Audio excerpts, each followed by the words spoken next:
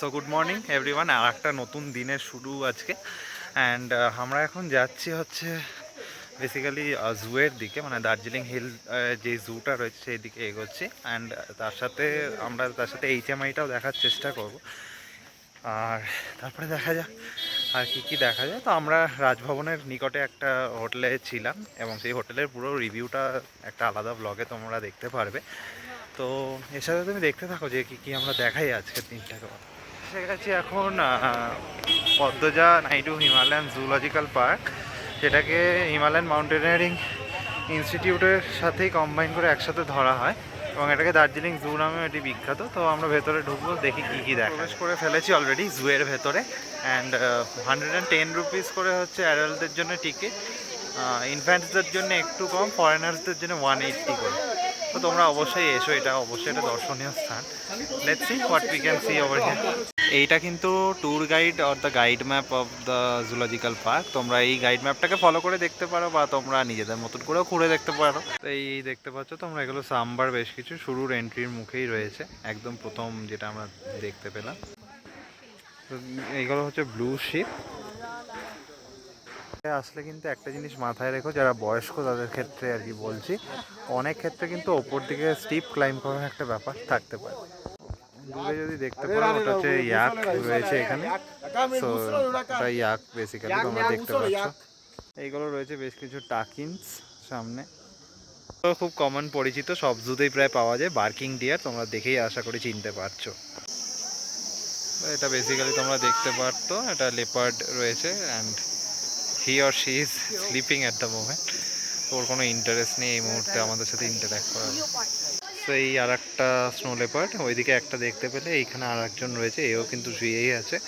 Basically they are taking rest, কারণ এরা generally রাত্রিবেলায় বেশি অ্যাক্টিভ হয়।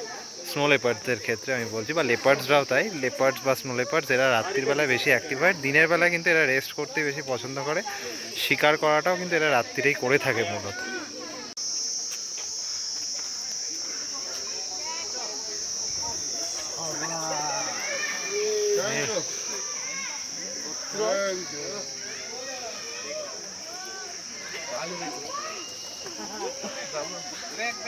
কেউ রক ক্লাইম্বিং বা ইনডোর ওয়াল ক্লাইম্বিং করতে চাও, যেটা খুব ফেমাস এখানে, সেটার এন্ট্রি কিন্তু এটাই, আলাদা করে টিকিট কাটতে হয় 210 টাকা পার পার্সন।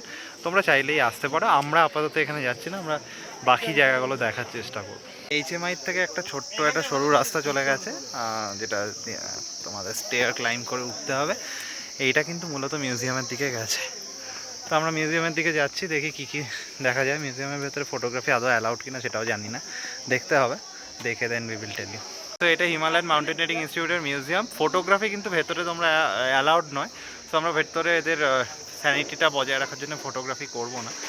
সো ঢুকবো এবার, বলবো তোমাদের কী দেখলাম ভেতরে। তো তোমাদের কোয়ারি থাকতেই পারে যে কী দেখলাম অ্যাকচুয়ালি ভেতরে মিউজিয়ামটা প্রচণ্ড সুন্দর। বেসিক্যালি আই উড সাজেস্ট যে আমার দেখা মিউজিয়ামদের মধ্যে যদি আন্দামানের সেলুলার জেল মিউজিয়াম 1 নম্বরে থাকে, আমি এটাকে 2 নম্বরে রেট দিতেই পারি। বিকজ এর ভেতরে একটা অন্য বিউটি আছে, এর ভেতরে একটা অন্য জিনিস আছে, অন্য একটা মেটেরিয়াল আছে, যেটা তোমরা বেসিক্যালি ফিল করতে পারবে। 1953-তে মাউন্ট এভারেস্ট এক্সপিডিশন হয়, টেনজিং নরগে, এডমন্ড হিলারিরা ক্লাইম্ব করেন এবং তার পরে 1957-এ কিন্তু এই মিউজিয়ামটা তৈরি হয়। ভেতরটায় কিন্তু প্রত্যেকটা এক্সপিডিশন, যেটা এইচএমআই দ্বারা কন্ডাক্টেড, সমস্ত এক্সপিডিশনের জিনিসপত্র কিন্তু রাখা আছে। তো সেগুলো যদি দেখার ইন্টারেস্ট হয় অবশ্যই এসো।